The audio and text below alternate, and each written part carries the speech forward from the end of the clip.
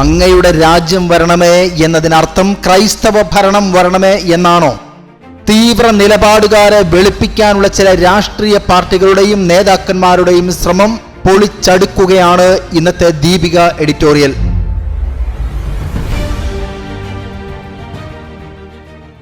സത്യം മറയില്ലാതെ വിളിച്ചു പറയാൻ ഒരു മാധ്യമത്തിനെങ്കിലും സാധിക്കുന്നു എന്നത് ആശ്വാസകരമാണ്.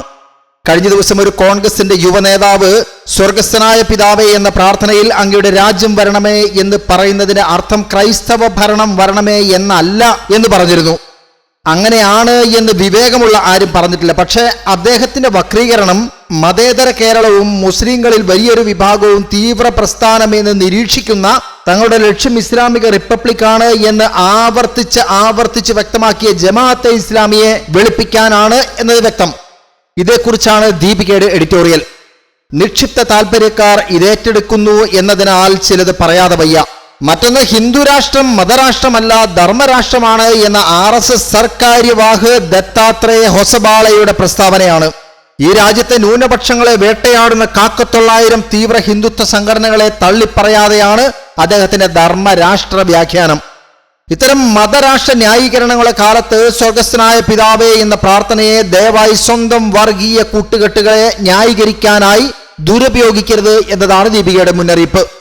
പണ്ട് ഇടതുപക്ഷം ജമാഅത്തെ ഇസ്ലാമിയുടെ പിന്തുണ സ്വീകരിച്ചിരുന്നില്ലേ എന്ന ചോദ്യമല്ലാതെ UDFന്റെ രാഷ്ട്രീയ ഇസ്ലാം കൂട്ടുകെട്ടിനെ ന്യായീകരിക്കാൻ യുക്തിസഹമായ മറുപടി ഇല്ലാതിരിക്കെയാണ് യുവ കോൺഗ്രസ് നേതാവിന്റെ ഇത്തരമൊരു നിന്ദ വരുന്നത്.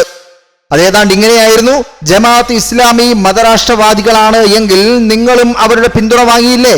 മഹാത്മാഗാന്ധി പറഞ്ഞ രാമരാജ്യം സംഘപരിവാർ പറഞ്ഞ രാമരാജ്യം കൊണ്ടുവരുവാൻ അല്ല എന്ന്.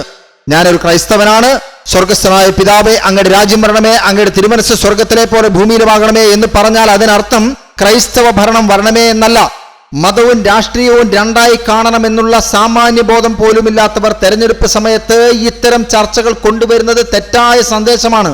മതേതരത്വം അങ്ങേയറ്റം പ്രതിസന്ധിയിലായ കാലത്ത് തീവ്ര ഹിന്ദുത്വയെ സഹായിക്കുന്ന വിധത്തിൽ ഇസ്ലാമിക രാഷ്ട്രവാദികളുമായുള്ള തങ്ങളുടെ കൂട്ടുകെട്ട് ചോദ്യം ചെയ്യപ്പെടരുത് എന്നാണ് അദ്ദേഹത്തിന്റെ സന്ദേശം. മതേതര വിശ്വാസികൾക്ക് അപഹാസ്യമായി തോന്നുന്ന ആ ന്യായം അദ്ദേഹത്തിന്റെ രാഷ്ട്രീയമായിരിക്കാം.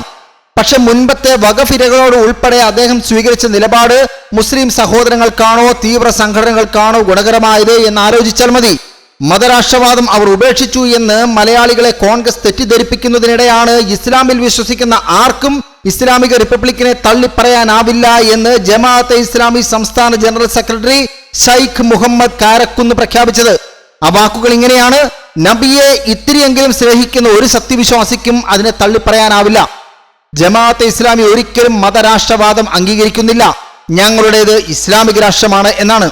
അത് ഒരാദർശാധിഷ്ഠിത മാനവിക ബഹുസ്വര രാഷ്ട്രമാണ്. ഇന്ന് ലോകത്തെ ഏറ്റവും അപരിഷ്കൃതമായ ഭരണകൂടം എന്ന് പറയാവുന്ന അഫ്ഗാനിസ്ഥാനിലെ താലിബാൻ അധികാരത്തിലെത്തിയപ്പോൾ വിസ്മയം എന്നാണ് ജമാഅത്ത് ഇസ്ലാമി വിശേഷിപ്പിച്ചത്. ഉള്ളിൽ തിങ്ങി വിങ്ങുന്ന മുസ്ലിം ബ്രദർഹുഡ് ഐക്യദാർഢ്യമാണത്. മുസ്ലിം സമുദായത്തിന് ബാധ്യതയും ലോകത്തിന്റെ നാശവുമായി മാറിയ ഇസ്ലാമിക് സ്റ്റേറ്റ് ഉൾപ്പെടെ എല്ലാം കാരക്കുന്ന് പറഞ്ഞ മഹത്തായ ഇസ്ലാമിക് റിപ്പബ്ലിക്കുകളാണ്. കോൺഗ്രസിന് എല്ലാ വർഗീയതകളെയും തള്ളിപ്പറയാനുള്ള ആത്മവിശ്വാസം ഇല്ല എന്നാകരുത്.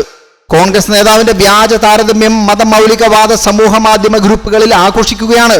അവർക്കത് വിലപ്പെട്ടതായതിന്റെ കാരണം തിരിച്ചറിയണമെങ്കിൽ അതിനും വേണം മതേതര ബോധം.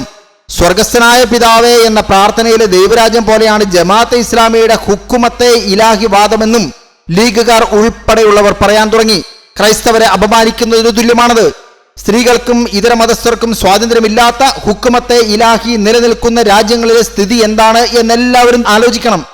എന്താണ് നിന്റെ രാജ്യമെന്ന പീലാത്തോസിന്റെ ചോദ്യത്തോട് മുൾമുടി ചൂടി നിന്ന് ക്രിസ്തു കൃത്യമായ മറുപടി പറയുന്നുണ്ട്: എന്റെ രാജ്യം ഐഹികമല്ല. ആയിരുന്നു എങ്കിൽ ഞാൻ യഹൂദർക്ക് ഏൽപ്പിക്കപ്പെടാതിരിക്കാൻ എന്റെ സേവകർ പോരാടുമായിരുന്നു. എന്നാൽ എന്റെ രാജ്യം ഐഹികമല്ല എന്ന്. അതിന് മണിക്കൂറുകൾക്ക് മുൻപാണ് തന്നെ രക്ഷിക്കാൻ ആയുധമെടുത്ത ശിഷ്യനോട് വാൾ അതിന്റെ ഉറയിലിടാനും വാൾ എടുക്കുന്നവർ വാളാൽ നശിക്കുമെന്നും ക്രിസ്തു പറഞ്ഞത്. നിങ്ങൾ മതേതരത്വത്തിൽ സത്യസന്ധത കാണിക്കണമെന്ന് പാർട്ടിക്കാരോട് നിർബന്ധിക്കുന്നില്ല. പക്ഷേ ദയവ് ചെയ്ത് രാഷ്ട്രീയ ലാഭങ്ങൾക്ക് വേണ്ടി ക്രൈസ്തവരുടെ സംപൂജ്യമായ പ്രാർത്ഥനയെ മതരാഷ്ട്രവാദികൾക്ക് എറിഞ്ഞു കൊടുക്കരുത്, പ്രതികരിക്കേണ്ടി വരും. RSSന്റെ 100ാം വാർഷികത്തോടനുബന്ധിച്ച് തിരുവനന്തപുരത്ത് നടത്തിയ യുവസംഗമത്തിലാണ് ദത്താത്രേയ ഹൊസബാലെ ഹിന്ദു രാഷ്ട്രം മതരാഷ്ട്രമല്ല എന്നും ധർമ്മമാണ് അടിത്തറ എന്നും പറഞ്ഞത്. സംസ്കൃതിയാണ് രാഷ്ട്രത്തിന്റെ അടിസ്ഥാനം. ഹിന്ദു എന്നതാണ് സംസ്കൃതിയുടെ പേര്. അതിന്റെ ആത്മാവ് ആധ്യാത്മികമാണ്. ആവിഷ്കാരത്തിൽ വ്യത്യസ്തതകൾ ഉണ്ടാകാമെങ്കിലും സംസ്കൃതി ഒന്നാണ്. പക്ഷേ ഈ വ്യത്യസ്തതകളെ ആരാണ് അടിച്ചമർത്തുന്നത്? ന്യൂനപക്ഷങ്ങളെ നിരന്തരം ആക്രമിക്കുന്ന തീവ്ര ഹിന്ദുത്വ സംഘടനകളെക്കുറിച്ച് ഇവരൊന്നും പരാമർശിക്കാറില്ല. കഴിഞ്ഞ ദിവസം ഭീകര വിരുദ്ധ നയമായ പ്രഹാർ അവതരിപ്പിച്ചുകൊണ്ട് കേന്ദ്ര ആഭ്യന്തര മന്ത്രാലയം പറഞ്ഞത് ഭീകരതയ്ക്ക് മതമില്ല, വിട്ടുവീഴ്ചയില്ല എന്നാണ്. പക്ഷേ മതേതര ഭരണഘടന നിലനിൽക്കെ മതത്തിന്റെ പേരിൽ മാത്രം ക്രൈസ്തവരെയും മുസ്ലിമുകളെയും ആക്രമിക്കുന്ന സംഘടനകളെ കേന്ദ്രം ഇന്നേ വരെ നിയന്ത്രിച്ചിട്ടില്ല. BJP മന്ത്രിമാർ വരെ വിദ്വേഷ പ്രസംഗങ്ങളിൽ വ്യാപൃതരായിട്ടും അരുത് എന്ന് പറഞ്ഞിട്ടില്ല. അതാണ് പറഞ്ഞത്, ഇസ്ലാമിക റിപ്പബ്ലിക് ആയാലും ധർമ്മരാഷ്ട്രമായാലും ഇരകൾക്ക് മനസ്സിലാകാത്ത നീതിയാണ് പ്രസംഗമൊഴിച്ചാൽ ബാക്കിയാവുന്നത്. ഈ മതരാഷ്ട്രത്തെ തിരിച്ചറിയാനോ എല്ലാ വർഗീയതകളെയും ഒരുപോലെ കൈയൊഴിയാനോ പ്രധാന മതേതര രാഷ്ട്രീയ പാർട്ടികൾക്കും കഴിയുന്നില്ല. മതേതര വെല്ലുവിളിയാണത്. അങ്ങനെ വർഗീയതകളുടെ അടിത്തറ ഇളക്കാതെ നാം സ്വാതന്ത്ര്യാനന്തര രാഷ്ട്ര നിർമ്മിതി തുടരുകയാണ്. അപരനിലും ദൈവത്തെ കാണുന്ന ഹിന്ദുക്കളും മുസ്ലിങ്ങളും ക്രിസ്ത്യാനികളുമായവരുടെ നിർവികാരതകളും പാർട്ടികളുടെ വോട്ട് എഞ്ചിനീയറിംഗും ഭാവിയെയും ഇരുട്ടിലാക്കുന്നു. ആ ഇരുട്ടിന് മഹാത്മാഗാന്ധിയുടെ രാമരാജ്യവും ക്രിസ്തുവിന്റെ ദൈവരാജ്യവും ചേരില്ല. കാപട്യങ്ങളിലൂടെ നാട് നശിപ്പിക്കരുത് എന്നതാണ് മുന്നറിയിപ്പ്.